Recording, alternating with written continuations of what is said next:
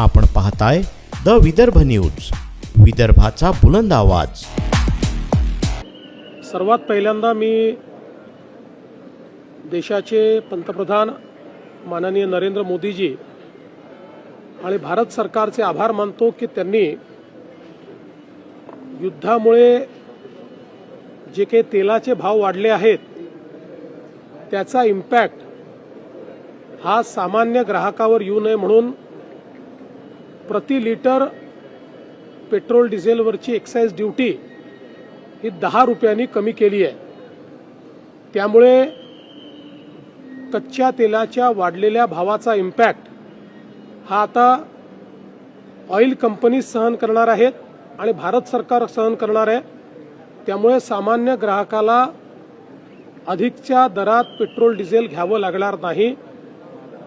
मी याबद्दल भारत सरकारचे आणि प्रधानमंत्री मोदी यांचे आभार मानतो।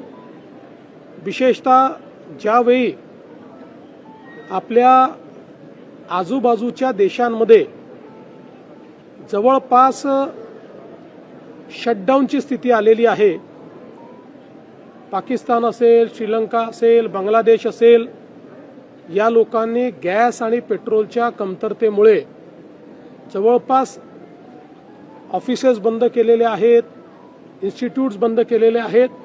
अशा वेळी भारत सरकारने अतिशय उत्तम मॅनेजमेंट करून आपल्याकडे पेट्रोल डिझेलची कुठलीही कमतरता होऊ दिलेली नाही, घरगुती गॅसची कुठली कमतरता होऊ दिलेली नाही।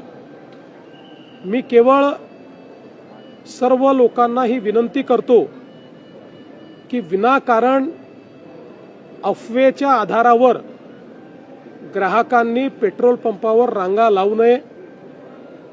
आपल्याकडे 1 महिन्याचा पेट्रोल डिझेलचा पूर्ण स्टॉक या ठिकाणी आहे, पण विनाकारण जर पेट्रोल जास्तीचं भरून घेतलं, रांगा लावल्या, तर त्यातनं सप्लाय आणि डिमांडवर ताण निर्माण होतो आणि कृत्रिम टंचाई निर्माण होते।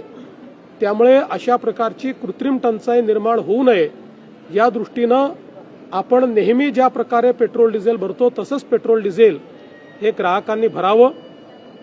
आपल्याला हे देखील मला सांगितलं पाहिजे की आता जी काही आपलं कमर्शियल गॅस सिलेंडर होतं त्याचा सप्लाय जो 20% गेला होता तो आता 40% करण्याचा निर्णय घेतलेला आहे आणि त्यानंतर तो 50% जातो आहे।